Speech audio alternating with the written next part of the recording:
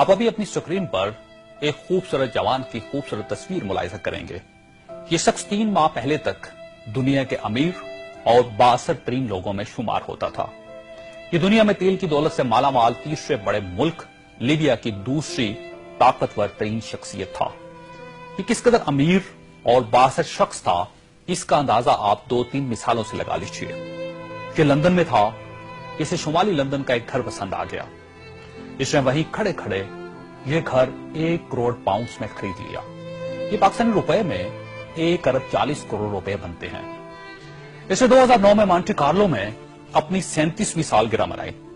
یہ دنیا کی مہنگی ترین سالگرہ تھی جس میں روس کے ایلومینیم ٹائکون اولیگ پیریپاسکا، سونے کی کانوں کے مالک پیٹر منک اور مناکو کے شہزادے البرٹ سمیت دنیا بھر کی مشہور شخصیات نے شرکت کی. یہ پینٹنگ خریدنے کا شوقین تھا.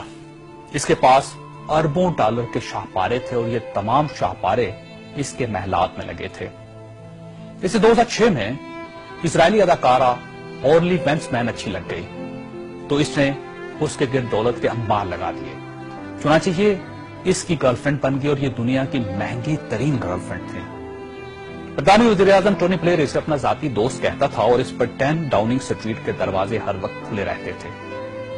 برطانوی شاہی خاندان نے اسے کئی بار بکنگم پیلس اور ونڈسر کاسل میں لنچ اور ڈنر دیے تھے. یہ لندن اور پیرس میں پلے بوائے کی زندگی گزارتا تھا اور اسے دنیا جہان کے قانون توڑ کر بہت خوشی ہوتی تھی. اس نے ایک بار پیرس کی شانزے-لیزے پر 120 کلومیٹر کی رفتار سے گاڑی چلا کر پوری یورپی دنیا کو حیران کر دیا اور پیرس کی سٹی حکومت کوشش کے باوجود اس کا چالان نہ کر سکی. یہ لیبیا کی انویسٹمنٹ اتھارٹی کا سربراہ بھی تھا اور یہ اتھارٹی دنیا کے کسی بھی ملک میں کسی بھی وقت 10 بلین ڈالر تک کی سرمایہ کاری کر سکتی تھی اور یہ ایک بہت بڑا استحقاق تھا. اس شخص کا نام ناظرین سیف الاسلام ہے اور یہ لیبیا کے سابق حکمران کرنل قذافی کا بیٹا ہے. سیف الاسلام کرنل قذافی کا وارث اور ولی عہد بھی تھا اور اسے دنیا کا اس کے بارے میں خیال تھا کہ یہ کرنل قذافی کے بعد لیبیا کا حکمران ہوگا. یہ اس قدر بااثر تھا کہ کرنل قذافی کو نیوکلیر پروگرام ترک کرنے پر بھی اسی نے قائل کیا تھا. اس نے بلغاریہ کے اس میڈیکل گروپ کو چھڑوانے میں بھی بڑی مدد کی تھی جس پر بچوں کو ایڈز کے ٹیکے لگانے کا الزام تھا.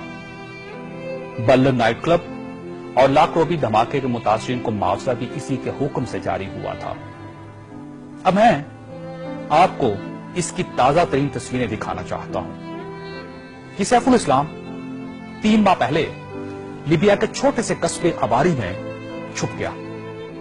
یہ 2 دن پہلے 19 نومبر کو قصبے کے ایک ایسے کمرے سے برآمد ہوا جس میں باتھ روم تک نہیں تھا اور یہ بدبودار پرانے کمبل میں لپٹا تھا.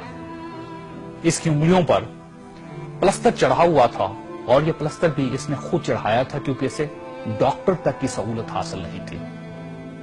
یہ سیف الاسلام اس وقت لیبیا کی موجودہ حکومت کے قبضے میں ہے اور پوری دنیا میں کوئی شخص اس شخص کو پناہ دینے کے لیے تیار نہیں جو 3 ماہ پہلے تک ملکہ برطانیہ کا شاہی مہمان بنتا تھا اور ٹونی بلیئر اسے مائی فرینڈ کہتا تھا اور پیرس کی کمپنیاں اس کے لیے خصوصی خوشبو ایجاد کرتی تھیں.